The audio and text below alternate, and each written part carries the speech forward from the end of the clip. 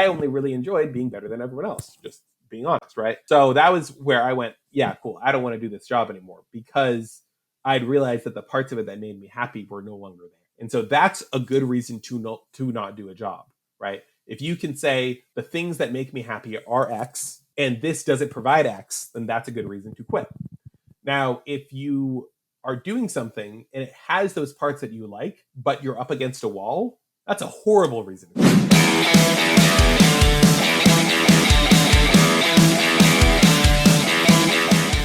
I started right out of high school, managing bands, going on tours and doing on-tour management.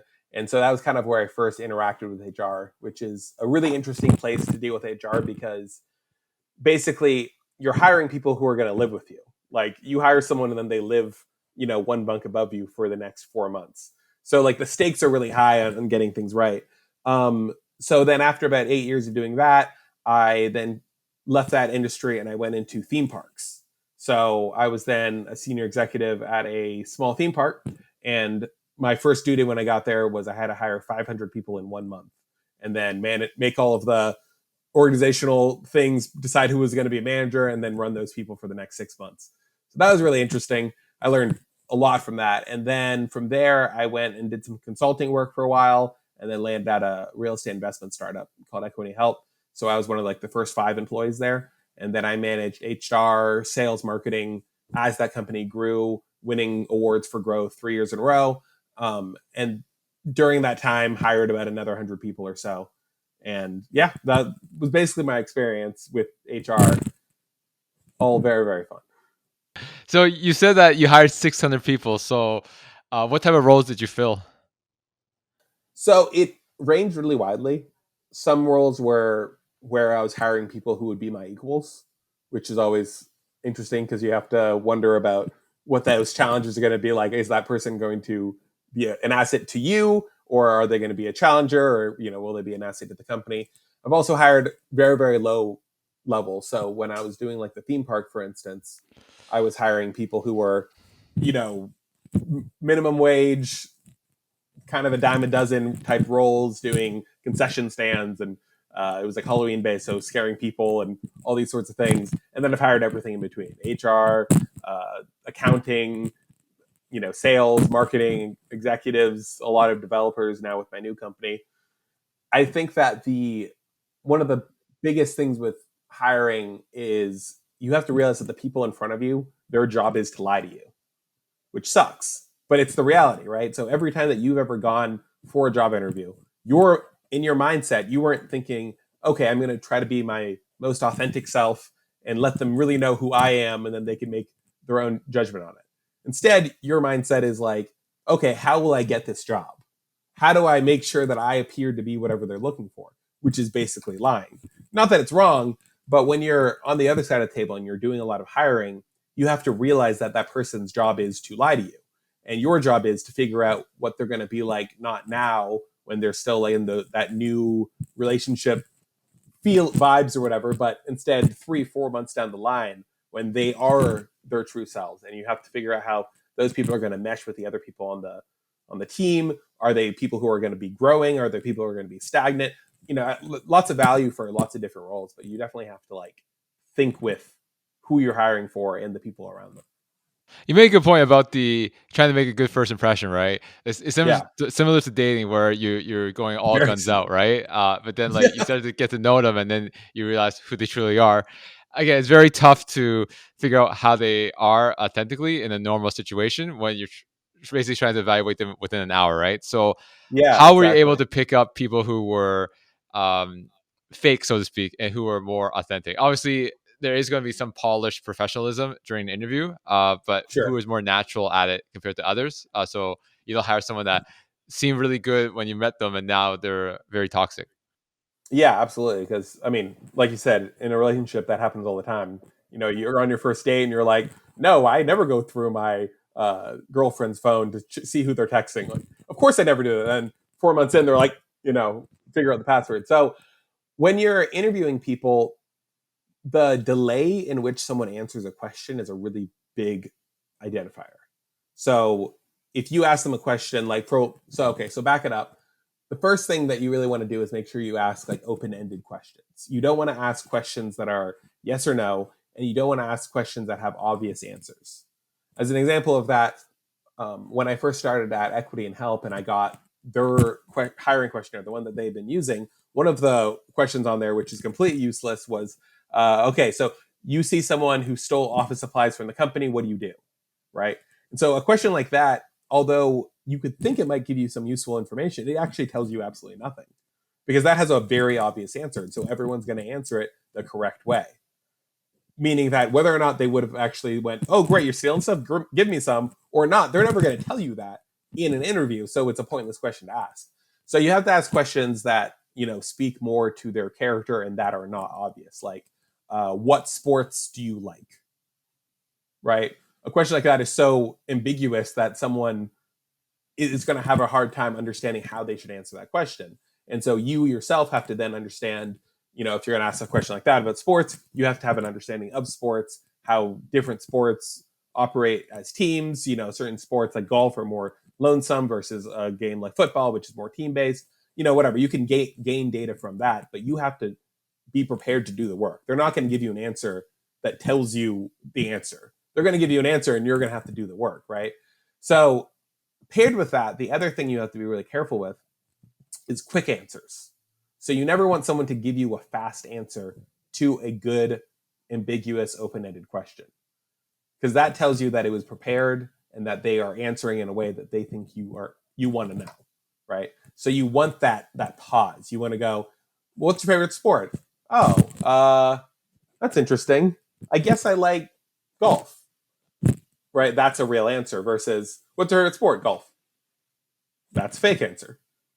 Generally speaking. I mean, there's more things to it than that, but you definitely want to like have the right amount of pause. Yeah, one of my favorite stories that I like to tell is when I did this interview way back. Where do you see yourself in 5 years? And there was no pause. I immediately said my answer about, oh, I'm planning to stay at the company and all that, right? And then he actually called me out saying, "Did you prepare the answer beforehand?" At that point, like I tried to save myself, but I think the interview was done at that point. Yeah, absolutely. Because yeah, like that's a great question that is a little bit ambiguous. So sometimes you get a good answer, but it's obvious, right? Oh, I want to continue with a great role in this company. I want to be the most productive person of this company. No, you don't. That's not your goal going into this company. You're applying for like 10 different companies. So obviously that's not you, right? Yeah, for sure. Yeah. So if you delay too long, then it seems like they're trying to fabricate a story that would appease you. If there's no pause, then it looks like you had this question practiced over and over again on your own time, and now you're using it. Yeah, exactly. So the right amount of pause is really important. The other thing is I really like challenges. So if you're going to interview someone for a position, then you want to put them in a situation where they're going to solve problems similar to what they are going to have to solve in that role, right? So I would say you never want it to be too similar. So for instance, when I'm hiring a developer, a big task that developers need to know is how to research stuff, right? So a lot of times I'm going to be giving them problems. Hey, can you make this type of calendar? And it's going to integrate with these sorts of things, and it's going to have these colors. So they're going to have to do some research on how to build that or something that already is like that I can use, right? And that's a big part of working with a developer. So instead of asking them questions specifically about developing, which, okay, they might already be familiar with that specific application or something that I'm going to ask them about. I'll instead ask them like a research question, like, okay, can you go onto Google and find me the answer of, what's the largest amount of grapes that have ever been inside of a container? Something, I don't know, not that, but the point is, it would be something that doesn't have a good Google answer, right? So you want, if you're going to test someone on something like that, you want to make sure that you already have it figured out beforehand. I have a great one. I'm just not going to share it here because it would ruin it.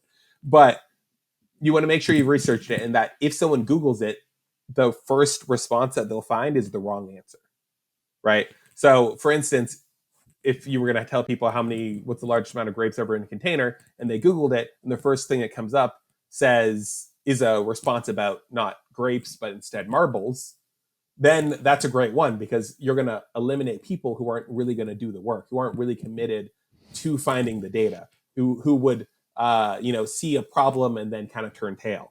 So some like a physical test like that where they're going to have to look through a few pages, read, you give them 10, 15 minutes, and then they come up with an answer, and then you can grade that answer on how right it is. That will give you a really good understanding of that person in multiple ways.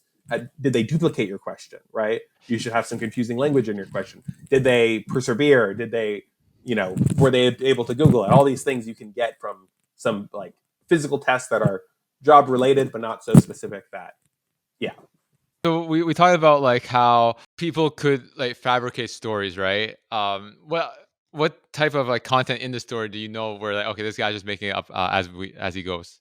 The most basic is when somebody's answers are, so someone takes a while and then they start giving you some answers to a question. You basically want to look for flattery, right? So anything that seems like too correct, right? So you're giving an example of someone saying, where do you see yourself in 5 years? And if their answer is too specific or perfect for that thing, then yeah, that's probably not true.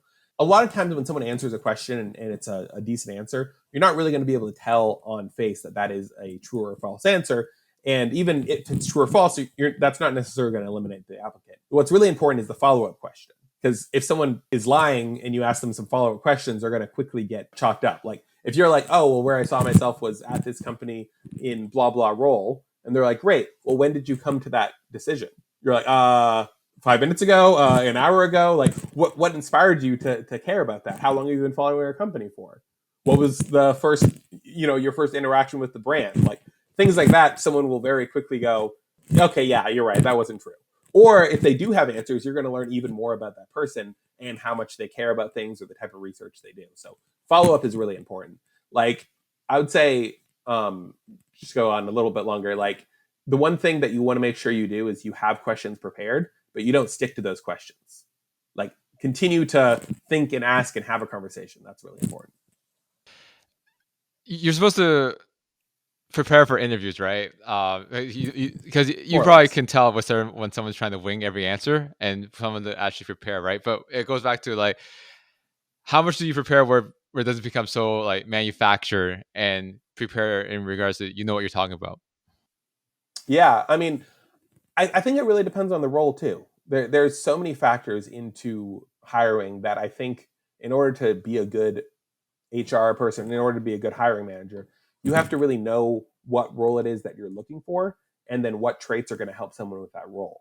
So someone who's really, really prepared, over prepared, has fake answers to every question, that can actually be really useful because it also tells you something about that person's personality. So if someone was going to be like, I don't know, an assistant or like a paralegal, and they did that much fake research into the thing, it doesn't really matter what their personality is because A+, that's what I'm looking for, is someone who would do that level. And if it's believable, then great, you're a great paralegal for me, right?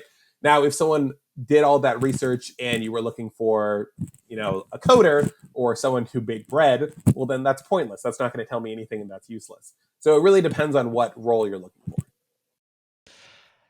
To go back to what you were saying in terms of the interview portion, the standard phrase is that it's not what you say, it's how you say it. What type of personality traits are you looking for when someone answers a question?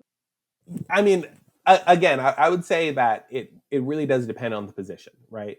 So if you're someone who's going to be, so there's two kind of ways that I could give advice to someone. If you're trying to hire for the position, then you have to do the research as the HR manager to know what types of answers or what types of traits you're looking for, right? Because someone who's very confident, overconfident, a little bit neurotic, okay, but they're a salesperson for a high end product, then that's probably fine. Or, they're a little bit timid, they're reserved, they don't open up easily. Well, okay, they're an accountant. That's perfect for that, right? So you have to do the research first if you are the hiring manager to know what you're looking for and then look at that. Someone who's great in one position will be terrible in another. So never try to just hire sharks because that will lead you to a bad company that doesn't have a balance of personalities. So if I'm talking to someone who's the person who's applying, I would say a job is so permanent. A job is such a huge part of your life that to overly prepare or overly, lie or make up a persona to get a job is one of the worst things you could possibly ever do for yourself ever. Right? You're much better finding a role where you can be yourself, maybe a little bit more proper, maybe okay, you don't let out some gas, but you're going to be yourself in that interview, and you're going to find a role that really is going to feel you, because it's a third of your life you're giving away. It's a third. That's what you're trying to apply for in that interview. So when you try super hard to just get that one role, and you're not making sure that it's a place for you, then you are doing a third of your life a disservice, and you're setting yourself up for misery. Yeah, exactly. There's a 168 hours in a week, and Mm-hmm. 40 to 50 of them is actually it could be more than that because you have to drive to work, right? Yeah, So and you think about yeah, it when you're not there, and talk to your wife about it or your husband, right? yeah, exactly. So like that's why you shouldn't have a persona to appease an employer because like you have to put up that charade as you go on, which goes back to the dating example. Yeah, you're putting up the charade now, but like, are you gonna keep going through that for like a few years in a row, right? Yeah, like I have a friend, or I had a friend who would always run into relationship problems because they would go into dates and stuff like that with, like, this very, very manicured, I'm not neurotic, I'm not needy, I'm not whatever. And then 4 or 5 months in, they would always run into problems with their relationships where the person would leave them. And they'd be like, well, what's wrong with me? We were so happy in the first 3 months. And I'm like, you weren't so happy in the first 3 months. You were fake for the first 3 months. And then you got real, and then they left. That that doesn't mean anything about your worth. That meant something about the worth that you pretended to have, instead of finding someone who's interested in your true worth. So I'd say, like, the whole job world of both the HR manager and the employee is much better when two people are being really authentic, and they're then finding the roles that they and the teams that they operate really well in.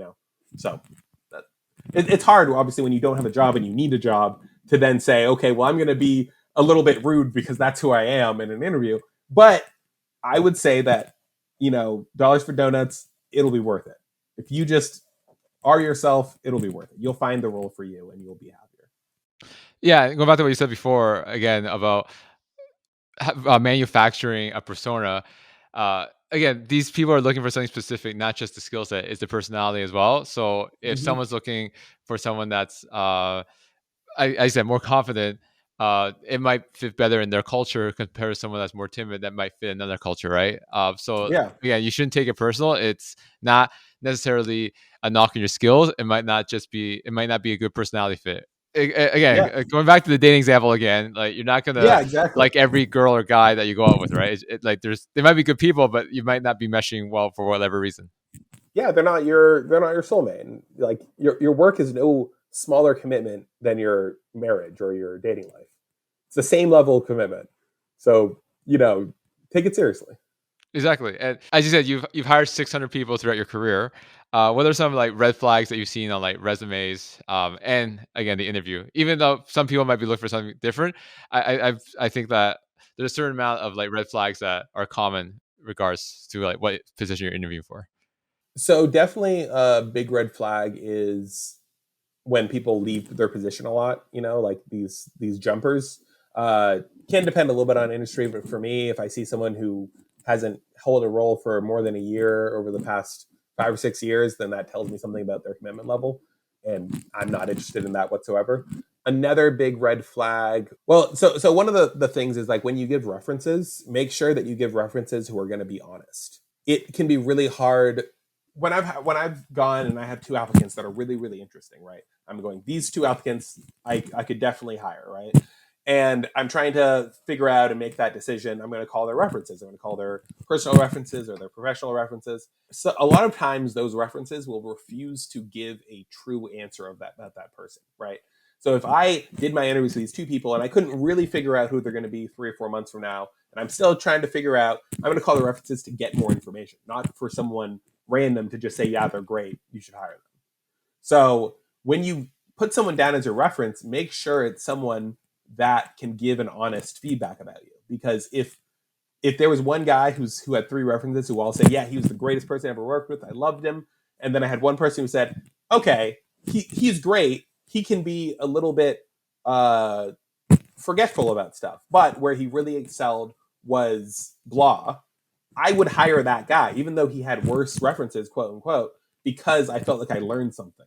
Whereas the other person, I still feel like I don't know. So that would be one of the big things with your references. Make sure that they're like you told them, hey, give them some actual data. Don't just appease them. Um, Other red flags on a resume, depending on the role. I mean, it's not necessarily something that someone can do something about, but definitely like too big of roles or really extensive college degree can sometimes be a red flag on a resume because it tells me something about, especially degrees, it tells me about their income demand. So when someone has, graduated from Yale and I'm interviewing them for a post that's going to pay $20 an hour, I'm much more likely to hire someone who didn't go to college because I don't need that degree and I know what entitlement or what income demand or whatever that degree will hold. So I'll usually shy away from those if I don't need it. Also, like, if you, I remember I once applied for a job at a company called KnowBe4, which is now like $1 billion tech unicorn. And I applied for them about a year or two before I started Equity Help. And so when I went there, I had a lot of experience in very high leadership roles. And the role I was applying for was not of that same level. The pay was actually pretty great, but it was more in a customer service based position. Now, as that company ended up growing, I probably would have ended up in a very high leadership role at that company. I maybe would have been happy. I know many people who work there. It's a local company, KnowBe4. But when that guy looked at my resume, he said, hey, I'm not going to hire you for this position because I don't think you're going to be happy in it. And so that was a good example of him looking at something and going, okay, well, someone who's been a C-level exec or an HR manager and now customer service, that's a bad fit. So, make sure your resume really fits the role you're going for. Speaking of being overqualified, such as education, uh, some smaller companies they have inflated job titles, right? So let's say it's a 10-person startup, and then there's some guy that's a VP of marketing, and then they apply for a bigger company and they saw that VP of marketing title, even though they should be at most a senior manager at a bigger company. What's your thoughts on that in terms of like title inflation on the resume? Yeah, I mean, I definitely think that it depends on the person a lot because some people will fake it till you make it and they'll completely kill that role. But yeah, that's kind of what I'm saying, where like if you're going for a role that's not the VP of marketing and you have that on your resume and you know that it's not really going to give a good reflection at that larger company, then just knock it down. Don't put VP of marketing, say marketing manager, right? Just put that there because someone who's hiring a marketing manager is more likely to hire someone with experience as a marketing manager than they would hire someone with experience as a VP of sales. Got it. Oh, it makes sense. And how about like from an interview perspective? What are some like red flags? Obviously, we talk about like fabricating stories or delaying the way you answer or answering too soon. What other types of like things that professionals do in the interview that turns you off? Not relaxing. So a good interview is a conversation, right? It's a conversation. It's relaxed. When I am interviewing someone, especially for an important role, right? I talked obviously a little bit earlier about how different personality traits can be good for certain things. But if I'm talking to someone into like a higher role, like a senior executive, a manager, or something like that, and the whole time I can tell that they're like on, then that's an immediate red flag, right? Because I'm trying to get to know them. HR people are trying to get to know you. It's a date, right? You should smile, you should laugh, you should, slouch a little bit. So definitely like people who, hi, I'm looking for this position. No, you're not going to get the job. Yeah, in my experience, right? Like if it's a ping pong, what I mean by that is like you ask a question, they answer. You ask a question, they answer, and there's no like small talk or conversation in between. It becomes very inauthentic and very robotic, and they don't really. Yeah, like this person seems qualified, but I don't really connect with them. I don't really feel like I would work well with this person. Again, it goes back to they have to imagine, especially if you're interviewing with a hiring manager, you have their mind is that yes, I need this person to be qualified, but I also have to work with this guy or girl every day, right? So I want to enjoy my time working with them. Yeah, so I mean, like, if you were going to try to ace an interview, right? If you were like you really wanted that job, as I said, you do have to be authentic, but try to, as the interviewee, try to find some things to bring up that are going to be a little bit more personal, right? So look around their office, right? If you love Star Wars and you see something that's even a little bit comic book esque, you might as well say, "Hey, I noticed blah over there. Do you happen to like this?" And then there's immediately some rapport. You might have something to laugh about, and that's going to make a great interview. Like it's not like the manufactured answers that's going to get you the job. It's making that connection because I would say like an inexperienced hiring manager is going to be looking at at least 2 to 3 candidates and then picking the best one, right? A great hiring manager is going to be looking at, for any role, no matter how small, they're going to be looking at least 20, 30 candidates. And they're going to be looking for not a certain amount of candidates, but instead looking for something that sparks, something that goes, that guy, he's got to be on the team. And so that's one of the really big problems with those canned, overly rehearsed answers is you're never going to stand out because that's what everyone's going to do. You instead want to make that connection. You want to ask them some good questions. Oh, okay. Well, do you have any kids? Right. As the interviewer, do you have any kids? Do you have some family? What towns have you been to? Oh, I love traveling. Have you been to these places? If when I'm in an interview and I find someone who's actually taking interest in me and is like, you know, bringing that comfort level, then I'm instantly more inclined to go, well, yeah, maybe that person would be a good fit. Okay.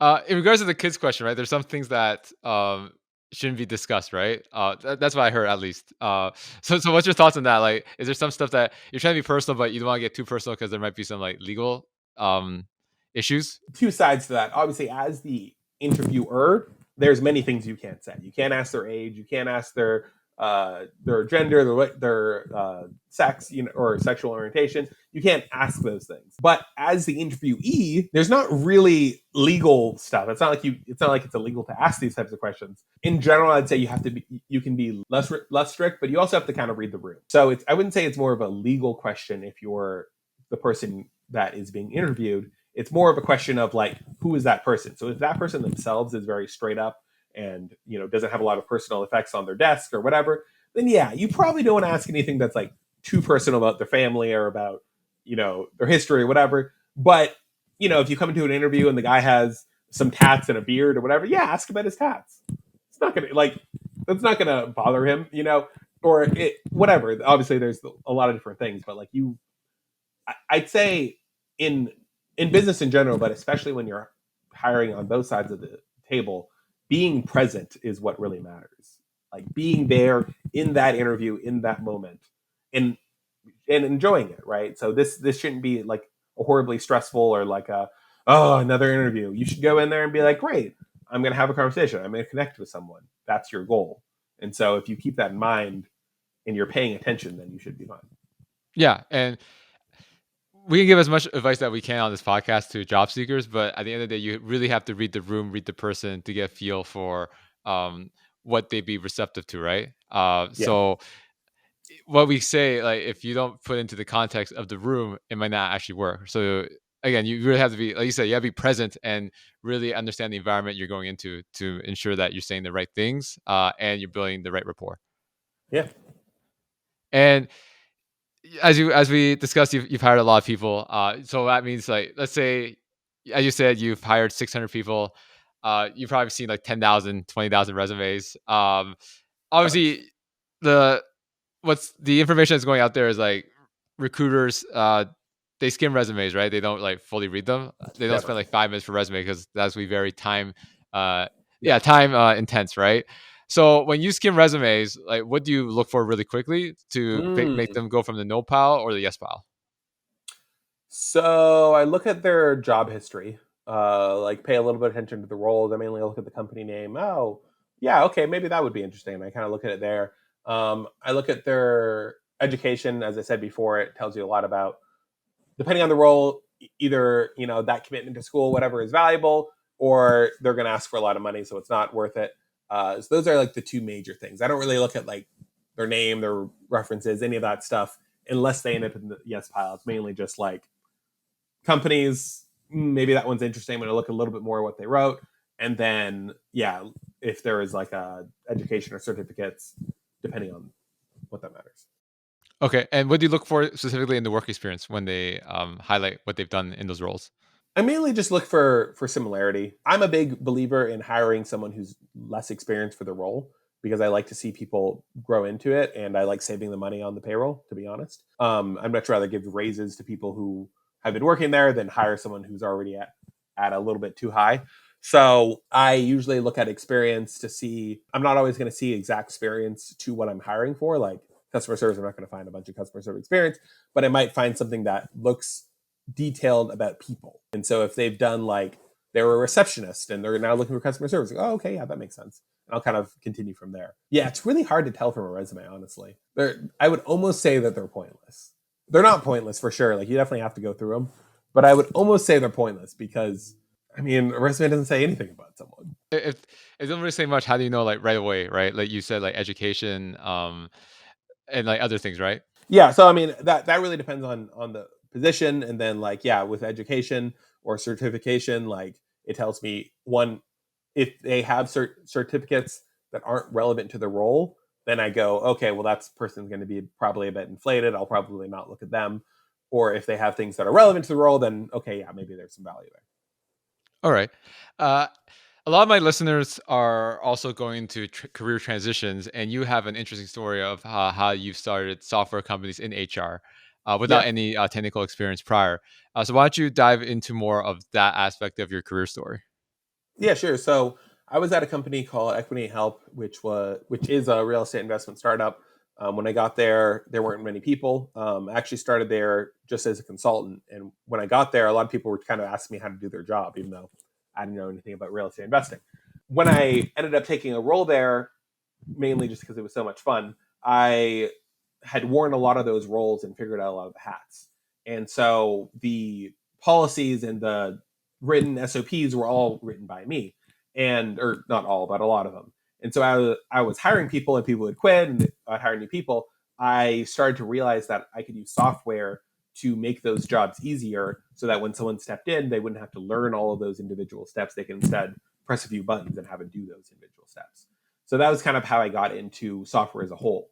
Now, when we first started that journey, I was always the person in the office who also knew about computers. I was over HR, IT, sales, and marketing and purchasing homes, right? So quite a bit. And so I was always, the person in the room who understood the computer speak and all that sort of stuff. And we hired a company and they were fine, but they didn't really get a good understanding of what we needed before they started building. And so it ended up bringing us wasting about a year of the company's time in starting to use something and then realizing that was built the wrong way and then whatever. So we ended up getting rid of them, and I decided to hire my own developers, just individual developers, and I said, "Hey, I'll figure out how to run them." So I started figuring out how to run them, and then I realized that I needed to code in order to be able to fix their work or make little modifications or even just know what they were doing. So then I started self-teaching myself to code. And then once I kind of got a good handle on that and I built a few applications that had made the company a lot of money, I realized that, this was kind of my calling. I had previously had some companies that I had started that didn't work out, and that I still had that very much feeling, especially as I was at a company that had grown so much during my time there, and it wasn't mine. So I decided, you know what, I'm going to build an HR software. I understand HR really well. There's a really big hole in this market because the HR software isn't really built for people who are managing. It's more built just for HR. It's not really built for executives, or it's not cohesive. A lot of the tools are kind of spread out around, and you have to buy a bunch of softwares and piece them together. So yeah, so then I basically started building Hue Management. I had one developer at first. Me and him would just code every day after work, and then we did that for about a year and a half. I got about 10 or so beta companies who started testing it about 5 months in, and then about 5 months ago, yeah, I quit my job and just started doing Hue Management full time.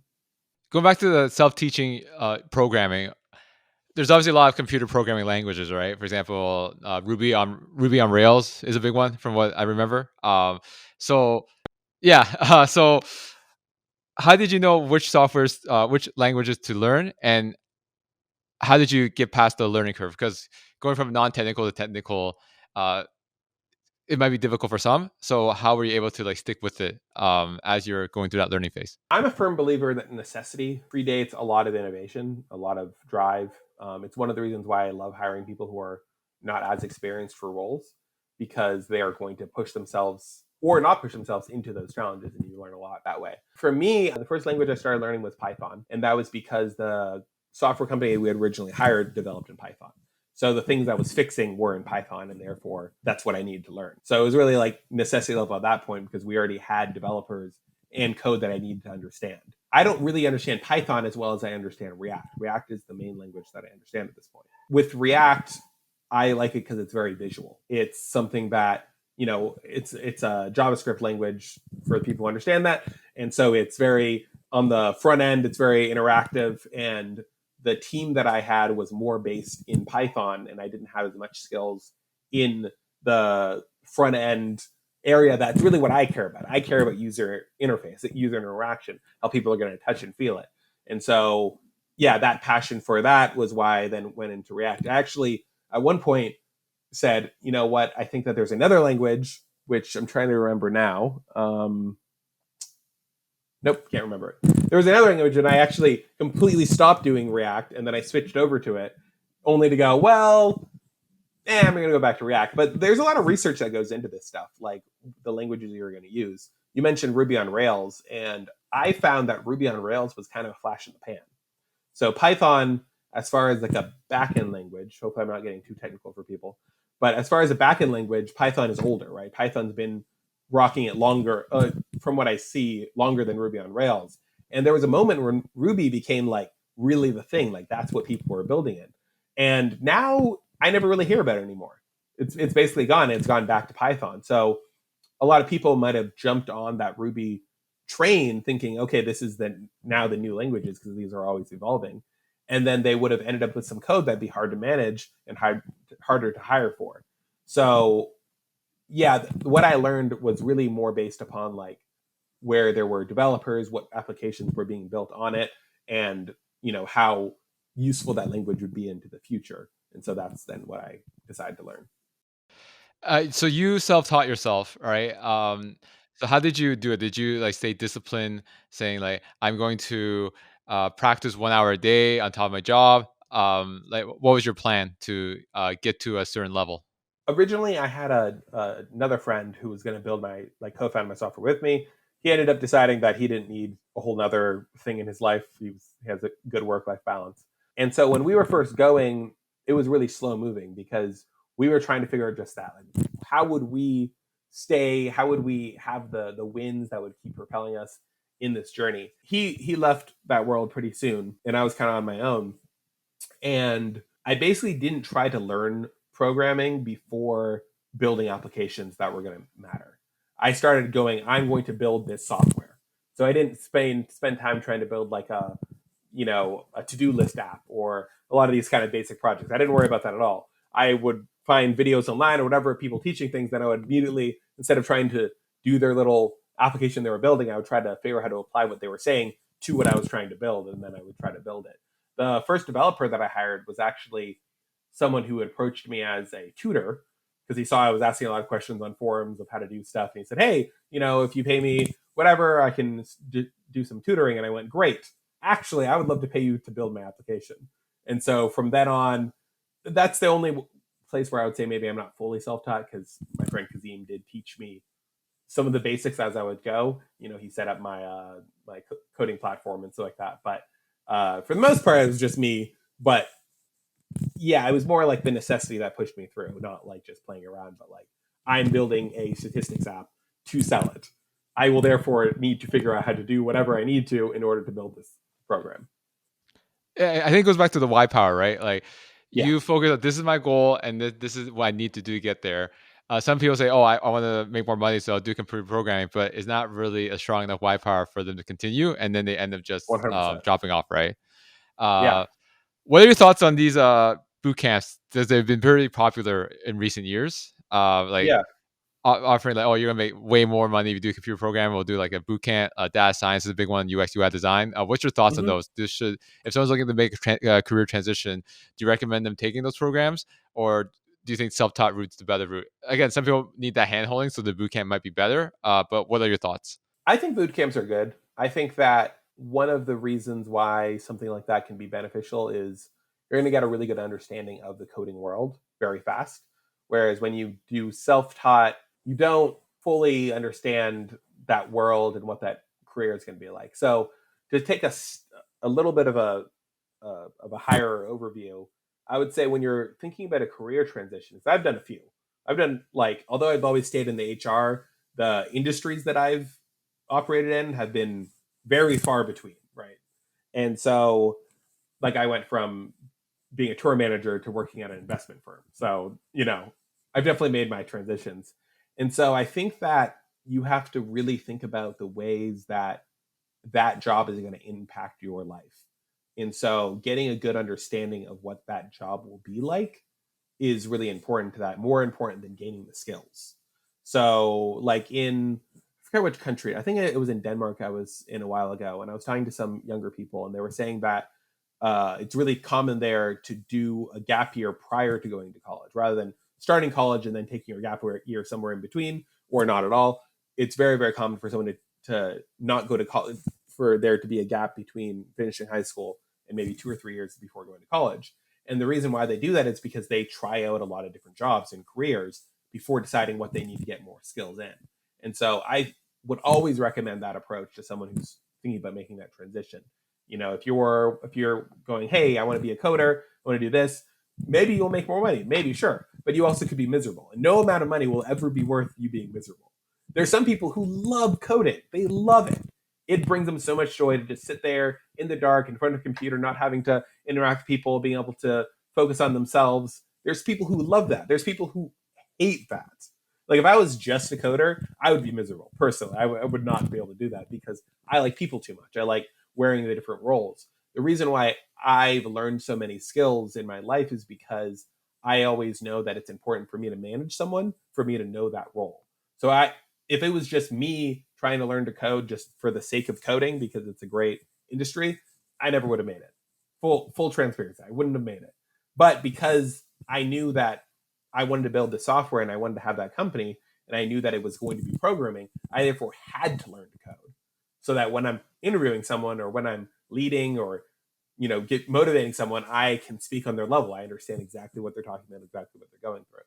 So I kind of went off of the track there a little bit, but you get the idea. So I think boot camps are great because you get a good sense of what that job will be like, and then you can make that more informed decision. I'm not a big fan of like quitting too soon, right? There's obviously going to be a steep learning curve, especially with coding, because coding is learning a new language. So, what's the difference between someone um, quitting because they realize it's not for them compared to quitting too soon when they didn't give it enough time to get better? So there's two types of feelings where you go, I don't want to do this anymore, right? So I used to play basketball as a kid. I loved basketball. I played basketball very competitively for 5 or 6 years. I traveled around Florida as a young teenager playing basketball. And I was at one point I said, this is what my career will be. I will be a professional basketball player. I'm quite tall and whatever, right? And at one point I decided, hey, I'm not going to do this anymore. And it was after a long time and being actually pretty good at basketball. But I ran into a situation for me where I realized that I liked basketball when I was younger because there were so few serious basketball players, and I was so tall that I was easily better than everyone else. And so I liked just being that good at something. And when it became more competitive and I was playing against all the other kids who were the best in their neighborhoods, that wasn't fun for me anymore because I only really enjoyed being better than everyone else, just being honest, right? So that was where I went, yeah, cool. I don't want to do this job anymore because I'd realized that the parts of it that made me happy were no longer there. And so that's a good reason to not do a job, right? If you can say the things that make me happy are X and this doesn't provide X, then that's a good reason to quit. Now, if you are doing something and it has those parts that you like, but you're up against a wall, that's a horrible reason to quit. When I was doing that self reflection on whether or not I wanted to stay a basketball player, I had looked and said, okay, I really enjoy the feeling of competition. I really enjoy being on the field, being past that ball correctly and then throwing it up in the air. That's what I care about more than anything else. That feeling of oneness on the court, that's what's important to me. If that's what was important to me, it wouldn't have mattered that it had gotten more difficult because that was a passion. I should have followed that. And so that's what I would say is kind of the difference. Like with coding, if when you start, you look it up and you go, okay, the solitude, the creativity of it, the learning the rules and being able to, it's like algebra, right? So if those things are important to you and you like it, and then you start and you feel that exist, and then you run into I'm really confused about this language. Yeah, don't quit. But if it doesn't have the things that make you happy, then why do it? For sure. How tall are you, by the way? Since you said you play basketball. So it's a little bit of a funny story. So I'm basically 6'3". I'm a little bit under. That's not especially tall, but what is true is that when I was 14, I think I was 6'1" as a 14-year-old. And so I would have been really tall. My grandfather on both sides was 6'5". I was definitely taller than they were at that age. And usually people grow a lot in their teenage years. So 14 is like not where you're going to end. But what I did was when I decided around 14, 15 that I didn't want to be a basketball player anymore, I intentionally stunted my growth. So I had looked up on, I don't think Google existed at the time, but Yahoo or whatever. And I found you drink coffee, you do negative gravity, you do certain types of activities, those things stunt your growth. So I would sit and do a headstand in my bedroom for 30 minutes every single day for like 2 or 3 years.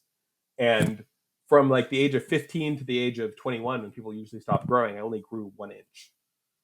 So I'm not, I mean, I'm tall. I'm not definitely not short, but I'm not basketball tall, but it's very much intentionally. I decided I didn't want to be that tall because I saw my grandfathers walk through doors and hit their heads and be on airplanes. And I said, you know what? This is good. I'm good at 6'2", 6'3". Do you think that actually worked, or it was just genetics? No. I mean, it 100% worked. Like I remember talking to a doctor who like was my doctor, and they were like, "What is happening?" They were like trying to give me supplements and stuff to like fix it because they were like, "This doesn't make sense. You're 14 and 6'1". There's no way that by 16 you should be still 6'1". Like that's not normal at all. So yeah, no, I 100% did successfully stunt my growth. Oh, nice. I didn't know Yeah, that was possible, but yeah. like a lot of people want to get taller, especially men, and you actually Mhm. wanted to stay where you were. So it's kind of Yeah, I yeah. mean, I'm tall. Like, I'm definitely not short by any means. So, like, I just didn't need to get taller. Being 6'7", which was basically what the doctors had been saying was like the trajectory I was at. Like, 6'7" sucks. Like, the world is not built for 6'7" people. Like, cars, doors, beds. Like at 6'3", 6'2", like those are already problems with your feet hanging off, and. So, anyways, obviously you can tell I'm a very intentional person. I think about these things a lot. Going back to the dating example, women tend to prefer men who are 6 foot, so you've already passed it, so that's good enough for you, right? Yeah, exactly. In terms of running your own company right now, how many employees do you have right now at your company? So right now we're five. How do you choose who to promote after you hire them? Obviously isn't as big of a thing at Q Management because it's a very young company, but because I do have a lot of experience of hiring and promoting people at a lot of the companies I've been at. The first thing you want to make sure when you're trying to think of someone to promote is promoting the best producer is usually not the best idea, right? So if you have like a sales team and there's a guy who's just killing in sales every week, he doubles everyone else's sales, putting him in that leadership role is not going to make everyone else double their sales. It's more likely going to make him half his sales, and now you're going to be out of money. So when you're looking for a person who's going to manage people, you want to make sure that they have picked up on the ways of the department, because that observational skill is one of the most crucial things to a manager. A manager is someone who can pick up on the smallest little differences or changes in personality and then can handle those and help strategize. So you want that very strategic mind, even if they're not a great performer, looking for someone that everyone gets along with, that is intelligent, has good insight, and that's what you're going to look for in that role.